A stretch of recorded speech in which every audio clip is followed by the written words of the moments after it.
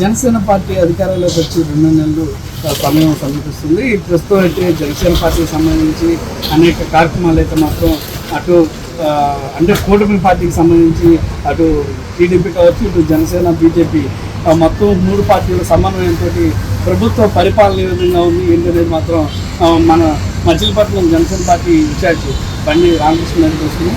చెప్పండి, ఈ కూటమి ప్రభుత్వం వచ్చిన తర్వాత మీ ప్రభుత్వం ఏ విధమైనటువంటి పనులు వస్తుంది? ముఖ్యంగా కృష్ణా జిల్లాలో బందరు పరిస్థితి ఏ విధంగా ఉంది? బందరులో కూటమి ప్రభుత్వం పరిస్థితి ఏ విధంగా? కూటమి ప్రభుత్వం ఊహించిన దానికన్నా ఆలోచించిన చక్కగా నడుస్తుంది. కూటమి అంటే ఒక కూటమి లాగా లాగా తెలుగుదేశం జనసేన నడుస్తుంది. చక్కగా ప్రజలకు ఏ అవసరం తెలుసుకుంటాం, ఆ అవసరం మేరకు పనులు చేస్తున్నాం. చక్కగా ఆగిపోయిన మురికాలలో కానీ పంటకాలలో కానీ ఎవ్వరు కూడా సాగునీటి గురించి ఇప్పుడు ఆలోచించడం లేదు. అన్నీ కూడా దారుణంగా అయిపోయిన పరిస్థితి. అవన్నీ కూడా ఇప్పుడు సరి చేసుకుంటాం.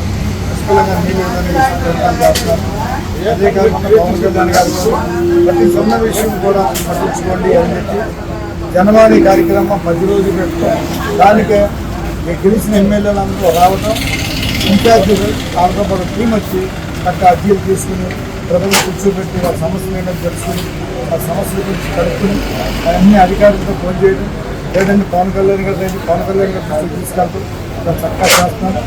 వాళ్ళందరూ కూడా ఇప్పటి నుంచి అయ్యా తిరిగి ఖాళీ అయిపోయి మీరు వచ్చిన 2 రోజులు సమస్య సాల్వ్ చేశారంటే ఇవన్నీ చూస్తామంటే కూటమి ప్రభుత్వం 4 నెలల్లో ఎంత ప్రజలందరూ కోరుకున్నది ఇదే కదా అనుకునే పరిస్థితి కలుగుతుంది. ఇంకా మనం చూస్తున్నట్లయితే మీ బందరు నియోజకవర్గం కోర్టు పనులు ఏ విధంగా జరుగుతాయి, కోర్టు ద్వారా ప్రజలకు ఏ విధమైనటువంటి నియోజకవర్గాలు ఇప్పటికే మనం చూసాం. మచిలీపట్నం నర్సాపురానికి సంబంధించి రైల్వే ప్రాజెక్టు కూడా పట్టాలకు తెలుస్తారు.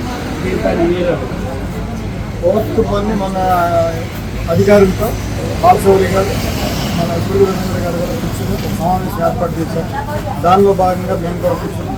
ఆ పనుల్లో మాట్లాడేంటంటే ఇది 4,700 కోట్ల రూపాయలు చదువులో ఉన్న న్యూస్ ఇవ్వడం జరిగింది.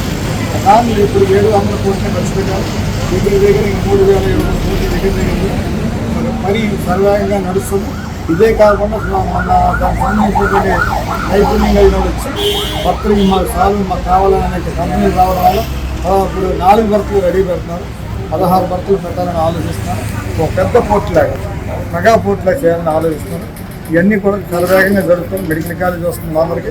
మీరు అడిగినట్టుగా రైల్వే మార్గం నరసాపురం నుంచి అటు బండిమిల్లి మార్గం ఇవన్నీ కూడా పూర్తి చేసుకుని మచిలీపట్నం నుంచి రేపల్లి వరకు రైలు మార్గం రావాలని చూస్తున్నారు. మొన్న మంత్రి గారు కొల్రవీంద్ర గారు మాట్లాడుతున్నారు, ఎక్కడో సముద్రంలో ఏటకెళ్ళి ఆ ఏటకెళ్ళి మనకి తిరిగి రావడానికి చాలా మా చేపలు ఇవన్నీ కూడా పాడైపోతున్నాయి అని చెప్పి ఒక మదర్ బోట్ రెడీ పెడతారు. మెగా బోట్ ఒక వాడలాగా పనిచేస్తుంది. దాన్ని ఏటాడికి ఎక్కడైతే ఏటకెళ్తున్నారో వాడ మధ్యకెళ్ళి మన హోల్సేల్ మార్కెట్లో ఎలా కొంటాం అక్కడే కొని అక్కడే డబ్బులు ఏర్పాటు జరుగుతుంది. కొత్త కాన్సెప్ట్ తీసుకొచ్చా. ఇంతకంటే ఇంకేం కావాలి? మొన్న వాళ్ళ ఢిల్లీ నుంచి వచ్చారు. అలాగే మరి అమరాబాద్ నుంచి ఇంజనీర్లు రావటం, వాళ్ళ నైపుణ్యం కలిగి వాళ్ళు తీసుకురావటం, వాళ్ళు ఒక ప్రాజెక్ట్ ప్రకారంగా సర్వే చేశారు. దాన్ని ఇంకోసారి టీం వచ్చి సరి చేస్తాను. మచిలీపట్నంలో ఎక్కడ నీళ్లు పడినా ఒక్క నీళ్ళు లేకుండా చేయాలని ఆలోచనతో ఉన్నాం.